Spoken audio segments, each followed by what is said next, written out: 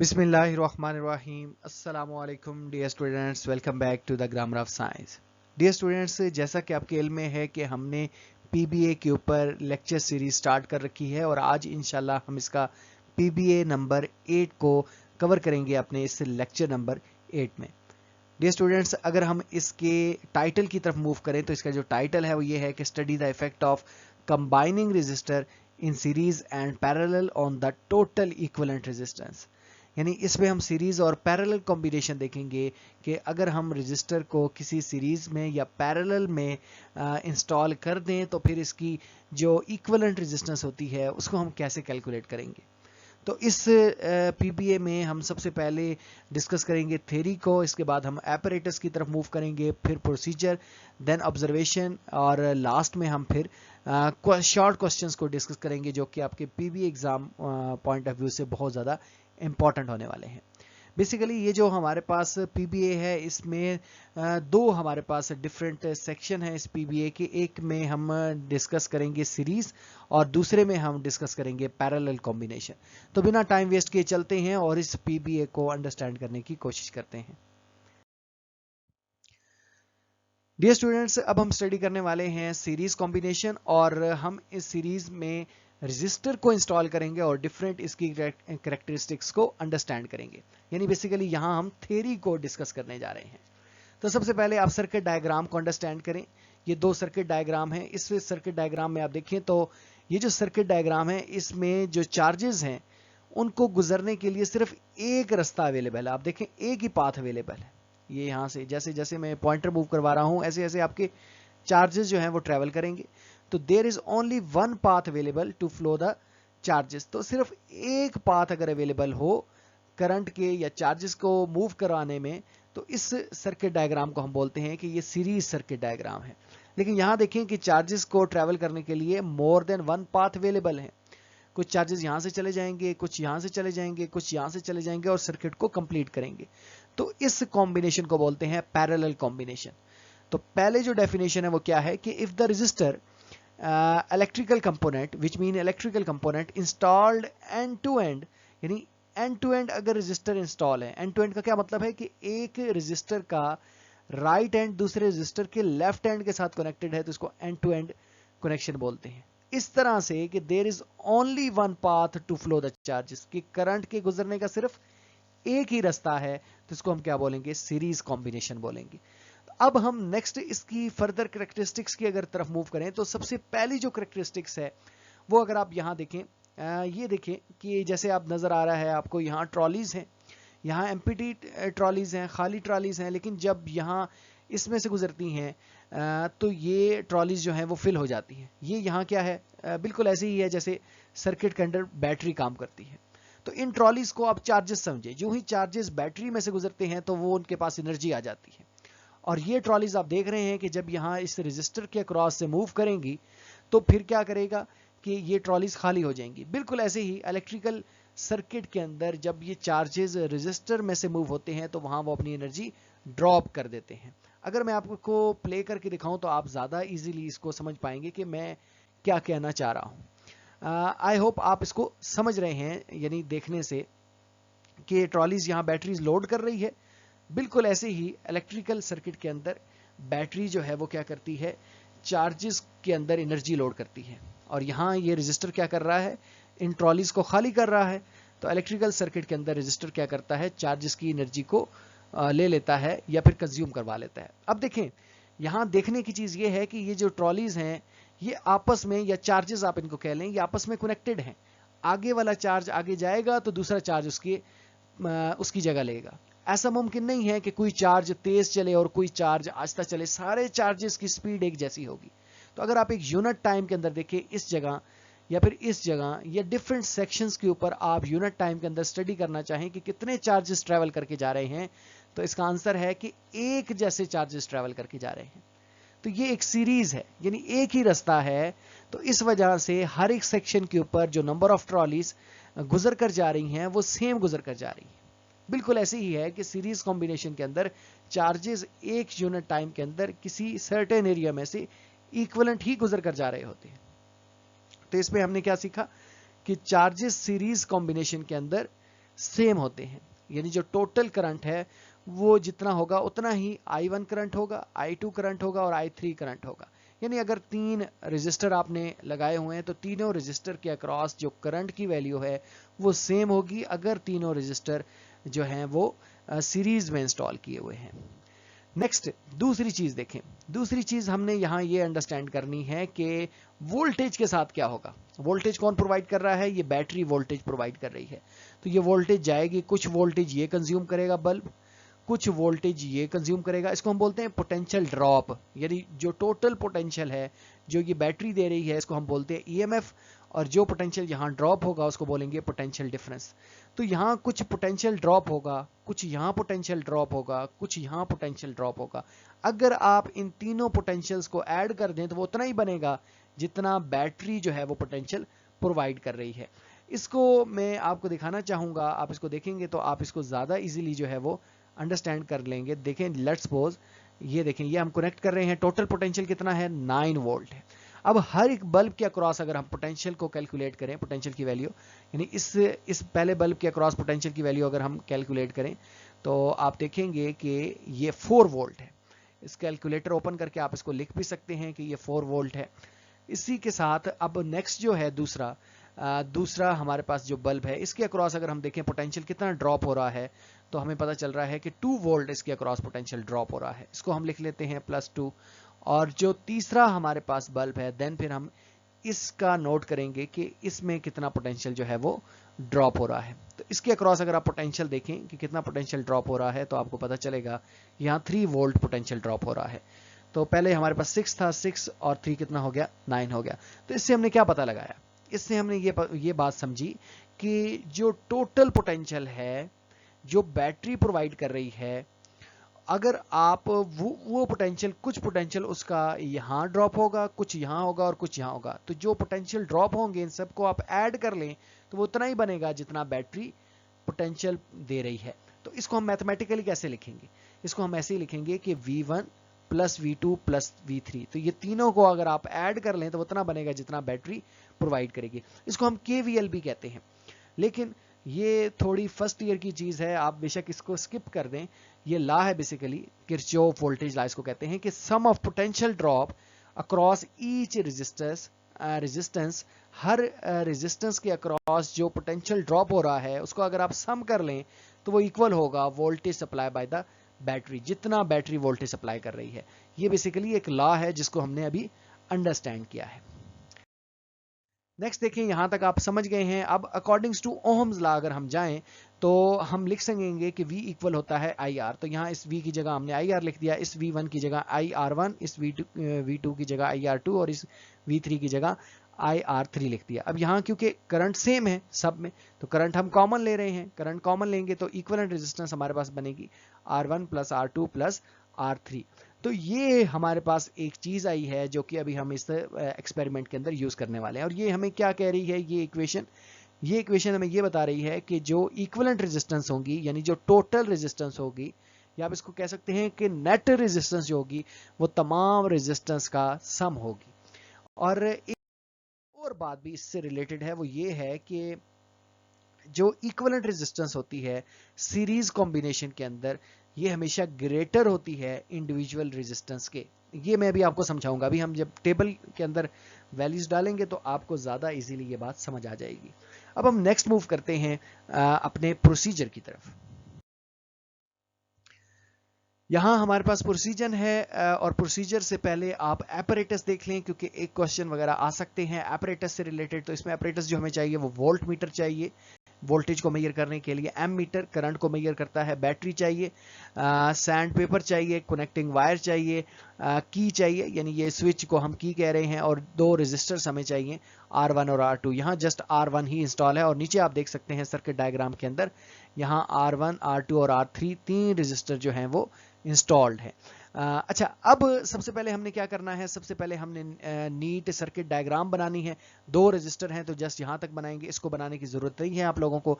यहाँ इसको आप इससे कनेक्ट कर लेंगे और एक सर्किट डायग्राम बनाएंगे। हर एक रजिस्टर के अक्रॉस जो है आपने वोल्ट मीटर को भी शो करना है, जैसे आपको यहाँ नजर आ रहा है। अच्छा जी, इसके बाद क्या करेंगे? इसके बाद हमने ये प्रोसीजर लिखना है कि इन सारों को आपस में कनेक्ट करेंगे और की को ओपन करेंगे। की अभी आपने क्लोज नहीं करनी, यानी स्विच जो है वो ओपन है, इसका मतलब है कि करंट अभी फ्लो करके नहीं जा रहा। अच्छा, इसके बाद check the connection carefully respect to the circuit और insert the plug in the key, the current will start flowing in the circuit. आपने सारे कंपोनेंट को लगा देना है और उसके बाद सबसे पहले ये करना है कि पहले एक रजिस्टर को इंस्टॉल करना है। दोनों रजिस्टर को इकट्ठा इंस्टॉल नहीं करना, पहले एक रजिस्टर को इंस्टॉल करना है और की को क्लोज कर देना है। और जब करंट फ्लो करेगा तो एम मीटर से रीडिंग नोट कर लेनी है करंट की, और वोल्ट मीटर से वोल्टेज की रीडिंग नोट करके अपने पास लिख देनी है, जिसको हम V1 और I1 कहेंगे। उसके बाद हम क्या करेंगे कि नेक्स्ट हम इस तरह से करेंगे कि सेकंड रजिस्टर को इंस्टॉल कर लेंगे, और सेकंड रजिस्टर को इंस्टॉल करने के बाद जो है वो फर्दर वोल्टेज और करंट की वैल्यू को अपने पास नोट डाउन कर लेंगे, और इसको हम लिख लेंगे अपने ऑब्जर्वेशन और कैलकुलेशन के टेबल के अंदर। अच्छा, ये चीज़ें आपके ये प्रोसीजर की हद तक था। वैसे तो ये डाटा जो है वो आपके पास रिटर्न फॉर्म में आएगा आपके एग्जाम में, और आपने जस्ट इनको कैलकुलेट करना होगा। वो कैसे आएगा अब हम उसको देखते हैं। नेक्स्ट देखिए, हमारे पास इस तरह से टेबल होगा और टेबल के अंदर कुछ डाटा हमें एग्जाम में गिवन होगा और कुछ हमने कैलकुलेट करना होगा। जैसे ये R1 की वैल्यू हमने कैलकुलेट करनी है, तो I1 और V1 की वैल्यू हमें गिवन होगी। इन दोनों को डिवाइड करके हम R1 की वैल्यू कैलकुलेट कर लेंगे। इसी तरह से R2 की वैल्यू अगर हमें कहा जाए तो V2 और I2 की वैल्यू हमें गिवन होगी, तो इन दोनों को डिवाइड करके हम R2 की वैल्यू, यानी सेकंड रजिस्टर की रेजिस्टेंस है और ये फर्स्ट रजिस्टर की रेजिस्टेंस है। अच्छा, अब मेरी बात समझिएगा आप लोग। ये एक इम्पॉर्टेंट पॉइंट है, वो ये है कि जब आप पहला रजिस्टर इंस्टॉल करेंगे उस टाइम आपने करंट और वोल्टेज की जो वैल्यू लेनी है वो ये लिखी हुई है, वो ये करंट और वोल्टेज की वैल्यू ये आई है। और फिर आपने क्या करना है कि पहले रजिस्टर को रिमूव कर देना है और सेकंड रजिस्टर इंस्टॉल करना है। उस टाइम जो करंट और वोल्टेज की वैल्यू है वो ये लिखी हुई है, ठीक है। लेकिन अगर आपने सेकंड रजिस्टर को इंस्टॉल किया और पहला रजिस्टर भी इंस्टॉल था, तब जो वोल्टेज और करंट की वैल्यू आएगी वो ये वाली होगी। तो इनमें थोड़ा आपने फर्क देखना है, इस बात को आप दोबारा बेशक सुने। तो नेक्स्ट अब हमें कहा जाए कि इक्विवेलेंट रेजिस्टेंस, तो अभी हम फार्मूला देख कर आए हैं कि इक्विवेलेंट रेजिस्टेंस क्या होती है कि R1 और R2 को आपने ऐड कर देना है, तो तब आपके पास क्या आ जाएगा, इक्विवेलेंट रेजिस्टेंस आ जाएगी। तो R1 कितना है 150 है, R2 कितना है 200 है, इन दोनों को ऐड कर दे तो 350 आ जाएगी। अच्छा, ये वो बात है, देखें अब ये इक्विवेलेंट रेजिस्टेंस आई है, तो इक्विवेलेंट रेजिस्टेंस इंडिविजुअल रेजिस्टेंस की वैल्यू से ज्यादा है। इंडिविजुअल रेजिस्टेंस कितनी थी 150 और 200 थी, और इक्विवेलेंट रेजिस्टेंस कितनी आई है, ज्यादा आई है ना इंडिविजुअल रेजिस्टेंस से।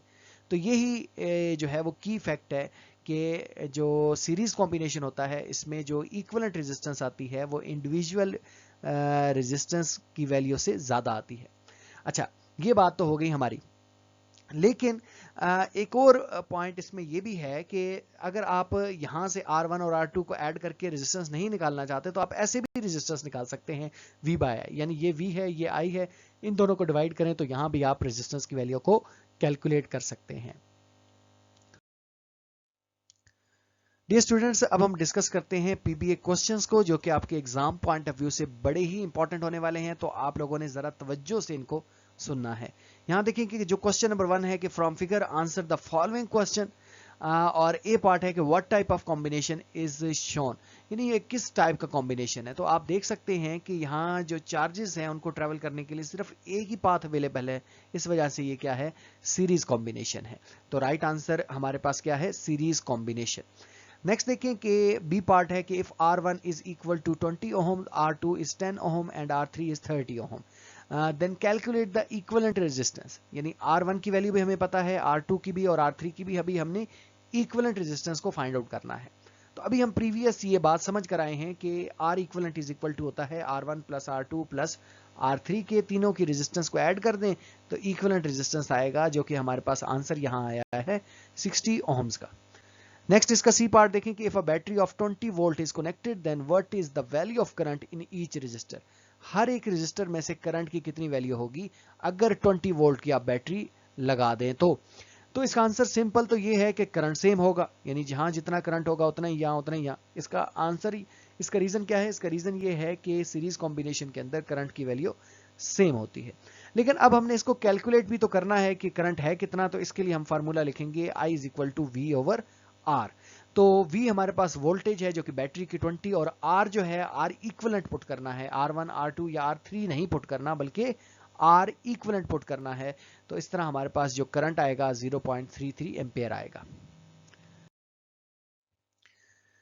डियर स्टूडेंट्स, अब हमारे पास क्वेश्चन नंबर 2 है, वो ये है कि कंप्लीट द टेबल बिलो। अब हमने इस टेबल को कंप्लीट करना है और इसमें हमें डिफरेंट वैल्यूज ऑलरेडी गिवन है, जिसमें करंट की, वोल्टेज की। ये जब आप फर्स्ट रजिस्टर इंस्टॉल करेंगे तो उस टाइम जो करंट होगा वो I1 होगा, फिर उस टाइम जो वोल्टेज थी वो V1 थी। ये उसका डाटा हमें प्रोवाइड कर दिया गया है।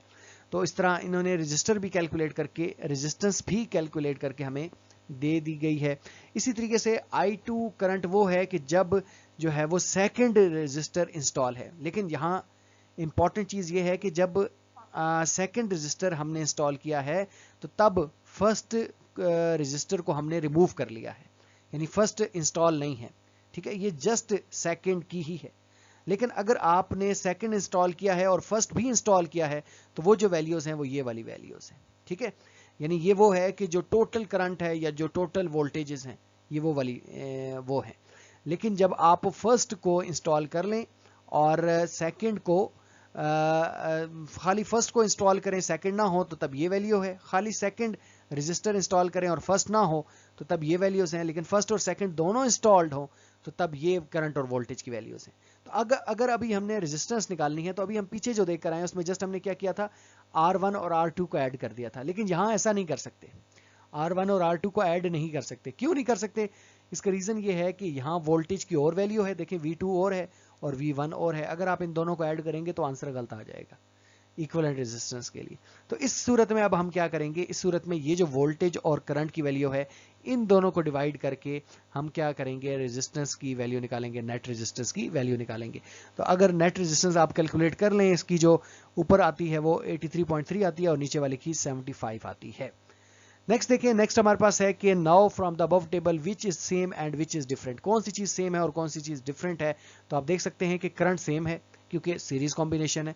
I2 और I1 करंट जो है वो क्या है, सेम है, लेकिन वोल्टेजेस डिफरेंट है। अब देखें V1 और V2 जो है वो डिफरेंट है, यहाँ 6 और 4 वोल्ट है। नेक्स्ट हमारे पास देखें, इसमें ये कहा गया है कि draw the circuit in which connect ammeter. अब एम मीटर हमने कनेक्ट करना है, फिर voltmeter, 2 resistor and key and battery. ये सारे वो एक सर्किट डायग्राम हमने बनाई है जिसमें हमने वोल्ट मीटर अक्रॉस अटैच किया है। ये दोनों के अक्रॉस इकट्ठा वोल्ट मीटर है जो टोटल वोल्टेज हमें पोटेंशियल ड्रॉप का बता रहा है, और ये वो है। और इसी तरीके से यहाँ जो है वो R1 और R2 रजिस्टर आ गए, ये एम मीटर आ गया, ये आपकी की आ गई, ये बैटरी आ गई। तो इस तरह से हमने इन सारों को इंस्टॉल कर लेना है। नेक्स्ट हमारे पास क्वेश्चन नंबर 3 है कि suppose n resistor are connected in series combination, then what is the expression of equivalent resistor. तो इक्विवेलेंट रजिस्टर का क्या एक्सप्रेशन होगा, तो R1 plus R2 plus R3 plus dot dot dot up to Rn, यानी कोई नहीं पता कितने हैं तो Rn तक हैं और इज इक्वल टू होंगे इक्विवेलेंट रेजिस्टेंस के।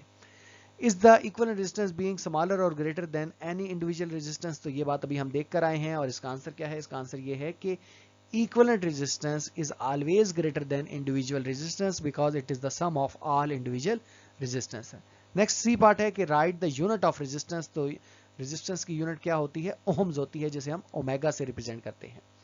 नेक्स्ट देखें कि हमारे पास है कि what will be the effect on the resistance if the voltage across the wire is double. यानी वोल्टेज को डबल कर दें तो रेजिस्टर पर क्या इफेक्ट पड़ेगा। तो resistance remain constant because resistance depend on the physical properties of wire. Next है कि if the length of the wire is double how resistance will very. अगर लेंथ को डबल कर दें तो फिर रेजिस्टेंस वेरी करेगी। On doubling the length of the wire resistance will also double because resistance is directly proportional to the length of wire. Next क्या है कि what is the relationship between the resistance and the area of the wire. तो resistance और area का जो है inverse relation है, ये हम अपनी थ्योरी में समझ कर आए हैं, अंडरस्टैंड कर आए हैं। डियर स्टूडेंट्स, अब हम मूव करते हैं सेकंड पार्ट की तरफ जिसमें हमने स्टडी करना है कि रेजिस्टर को अगर हम पैरेलल इंस्टॉल कर देते हैं तो इसकी कैरेक्टरिस्टिक्स क्या होने वाली हैं। तो सबसे पहले आप देखें कि पैरेलल कॉम्बिनेशन क्या है, इसकी डेफिनेशन की अगर हम बात करें तो इसकी डेफिनेशन ये है कि if the resistor install in this way the right end of each resistor connected with the one terminal of the battery while the other connected with the another terminal of the battery। यानी इस तरह से आपने register को install करना है कि हर register का राइट एंड एक टर्मिनल के साथ और लेफ्ट एंड दूसरे टर्मिनल के साथ अगर कनेक्टेड है, इस तरह से कि करंट को ट्रैवल करने के लिए more than one path available हैं, तो इसको क्या बोलेंगे, पैरेलल कॉम्बिनेशन बोलेंगे। ये सीरीज से डिफरेंट इसकी डेफिनेशन हो गई। अब इसकी करेक्टरिस्टिक्स की तरफ अगर हम जाएं तो करेक्टरिस्टिक्स में हमने जो पहली बात अंडरस्टैंड करनी है वो ये है कि वोल्टेज जो है वो सेम होगी, क्योंकि सारे जो हैं वो डायरेक्टली कनेक्टेड हैं बैटरी के साथ। हर एक रजिस्टर जो है वो बैटरी के साथ डायरेक्टली कनेक्टेड है, इस वजह से जो पोटेंशियल ड्रॉप होगा हर एक रजिस्टर के अक्रॉस वो सेम होगा। यानी यहाँ भी आप इसको देख सकते हैं कि ये जो हमारे पास एक बल्ब है ये बैटरी के अक्रॉस डायरेक्टली कनेक्टेड है, तो ये जो पोटेंशियल यहाँ जो ड्रॉप होगा, यहाँ जो ड्रॉप होगा, यहाँ जो ड्रॉप होगा, तो वो उतना ही होगा जितना बैटरी प्रोवाइड कर रही है। यानी हर के अक्रॉस पोटेंशियल सेम ड्रॉप होने वाला है, लेकिन करंट की वैल्यूज डिफरेंट होने वाली है। करंट देखें, यहाँ से कुछ और करंट ट्रैवल करके जाएगा, यहाँ से करंट की वैल्यू कुछ और होगी और यहाँ से करंट की वैल्यू कुछ और होगी। डिपेंड करेगा कि ये कितनी रेजिस्टेंस ऑफर कर रहे हैं। लेकिन अगर आप इन तीनों करंट्स को ऐड कर दें तो वो टोटल करंट बनेगा जो कि बैटरी प्रोवाइड कर रही है। तो सेकंड बात अभी हमने क्या देखी कि ये केसीएल है, बिल्कुल वैसा ही करंट, किरचॉफ करंट लॉ है। वो ये है कि तमाम जो करंट हैं डिफरेंट रजिस्टर के अक्रॉस पास हो रहे हैं, अगर आप उनको सम कर लें तो वो उतना ही बनेगा जितना बैटरी प्रोवाइड कर रही है। अच्छा, अब इसी सम वाले को अगर हम लें I is equal to I1 plus I2 plus I3, तो I इज इक्वल टू होता है V over R according to Ohm's law. तो I की जगह V over R equivalent, I1 की जगह V बाय R1 और I2 की जगह V बाय R2 और I3 की जगह V bye R3।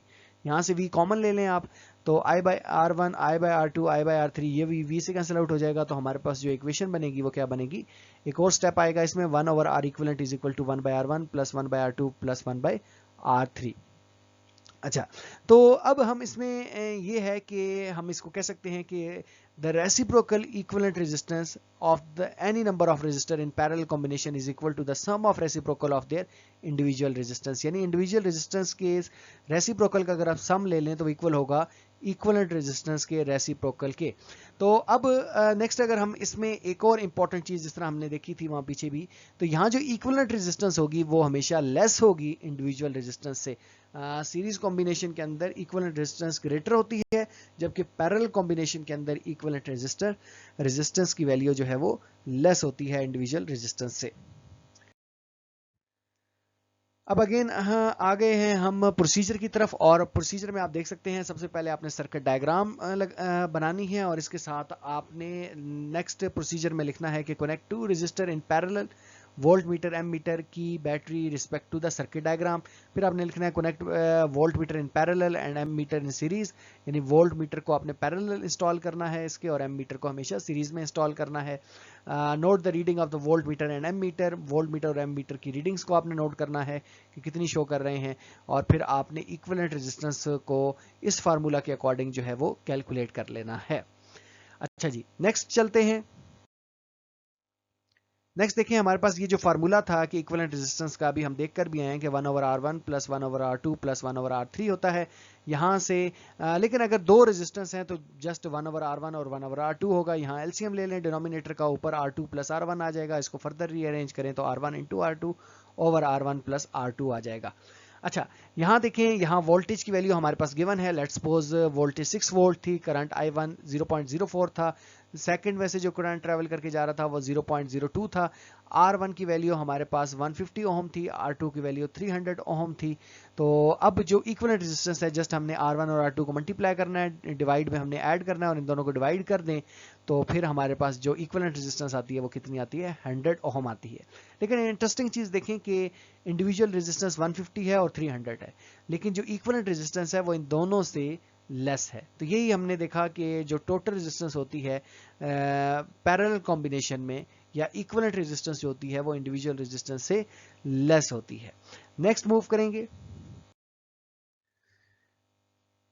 Dear students, अब हम अंडरस्टैंड करते हैं पीबीए क्वेश्चंस को, और इसमें जो ए पार्ट है वो ये है कि right the name of combination of the register. इस रजिस्टर के कॉम्बिनेशन का क्या नेम है, तो ये आप लोग वैसे बताएं इसका क्या नेम हो सकता है। डेफिनेटली ये दोनों पैरेलल हैं तो ये पैरेलल कॉम्बिनेशन होगा। नेक्स्ट है कि why different electrical current passes through each resistor in parallel combination. Parallel combination के अंदर करंट की डिफरेंट वैल्यू क्यों पास करती है, ये भी हमने बताना है। तो इसका आंसर क्या है, because there are the different path available for electric current. Current के गुजरने के लिए मोर देन वन पाथ है, तो कुछ करंट यहां से जाएगा और कुछ यहां से जाएगा। जहां से ज्यादा रेजिस्टेंस होगी वहां से कम करंट जाएगा, जहां से कम रेजिस्टेंस होगी वहां से ज्यादा करंट ट्रेवल करके जाएगा। नेक्स्ट क्वेश्चन है कि find the equivalent resistance. Equivalent resistance कैसे फाइंड आउट करेंगे, तो इसका हमारे पास फार्मूला है। अब यहाँ इन्होंने वैल्यूज नहीं गिवन, वैल्यूज नहीं दी गई, लेकिन हम खुद से वैल्यूज यहाँ लिख लेते हैं। 1/R1 plus 1/R2 plus 1/R3, इस तरह हम निकालेंगे। लेट्स सपोज ये 5 है, ये 10 है और ये 20 ओम है। तो यहाँ आप इनको ऐड कर लें, एलसीएम वगैरह ले लें, और जब ऐड कर लेंगे तो ये आपके पास आएगा 2.86 ओम आ जाएगा। वैल्यूज डिफरेंट हो सकती हैं, लेकिन मेथड यही होगा। नेक्स्ट हमारे पास क्वेश्चन है कि draw the circuit in which connect ammeter voltmeter to resistor, a key and a battery in a parallel combination. अब हमने सर्किट डायग्राम ड्रॉ करनी है। तो अब देखें, पैरेलल कॉम्बिनेशन में दो रेजिस्टर हमने इंस्टॉल कर दिए, एक हमारे पास वोल्टमीटर है, एक एमीटर है, एक की है और एक बैटरी है। नेक्स्ट देखिए, इसको हमें कहा गया है कि कंप्लीट कीजिए। अब जस्ट आपने क्या करना है, R1 और R2 की वैल्यूज जो हैं वो यहाँ से लेनी है और इस फार्मूलाज के अंदर आपने फिल कर देना है। R1 और R2 को मल्टीप्लाई कीजिए, नीचे ऐड कीजिए और फिर इन दोनों को डिवाइड कर ले। तो इस तरह आपके पास ये आंसर आ जाएंगे जो कि यहाँ हैं। नेक्स्ट है कि now from the above table which is same and which is different. कौन सी चीज सेम है और कौन सी चीज डिफरेंट है, आप बताएं। ये आप लोग वैसे बताएं। देखें कि वोल्टेज 4 है, यहाँ 4 है नीचे और ऊपर 6 है, और करंट की वैल्यू जो है वो यहाँ 0.04 है, यहाँ 0.02 है, यहाँ भी करंट की वैल्यू डिफरेंट है। तो वोल्टेज और करंट दोनों के दोनों जो है वो क्या है, डिफरेंट है। अच्छा, वहाँ वोल्टेज और करंट दोनों के दोनों जो है वो डिफरेंट थे, आप पीछे स्लाइड करके देख सकते हैं। अब नेक्स्ट जो है वो ये है कि हमारे पास क्वेश्चन नंबर 7 है, वो ये है कि some time if your car one head lamp is not working but second lamp still give light. यानी कार का एक लैम्प जो है वो ऑन है और एक जो है वो ऑफ हो जाता है। What do you conclude about the connection of head lamps. यानी कैसा कनेक्शन है हेड लैम्प्स का, तो डेफिनेटली पैरेलल कॉम्बिनेशन है। अगर एक वर्क नहीं भी कर रहा तो दूसरा वर्क कर रहा है। नेक्स्ट देखें कि do all the conductors show same resistance. क्या सारे कंडक्टर एक जैसी रेजिस्टेंस शो करते हैं, तो इसका आंसर है no, all the conductor have different resistance depend on their internal structures. And last हमारे पास है कि right the advantages of parallel combination in household electrical wiring. तो हाउस होल्ड इलेक्ट्रिकल वायरिंग का पैरेलल कॉम्बिनेशन में होने का क्या फायदा है। इसका फायदा ये है कि consistent voltage, independent operation, flexibility during repair and maintenance work, ये इसके सारे हमारे पास एडवांटेजेस हैं। तो dear students, this is all about PBA number 8 और इसके बाद इंशाल्लाह हम मूव करेंगे अपने माइनर प्रैक्टिकल्स की तरफ। तो बने रहिए हमारे साथ, इंशाल्लाह नेक्स्ट प्रैक्टिकल्स भी जल्दी ही अपलोड होंगे। अपना बहुत ख्याल रखिएगा, तब तक के लिए अल्लाह हाफिज।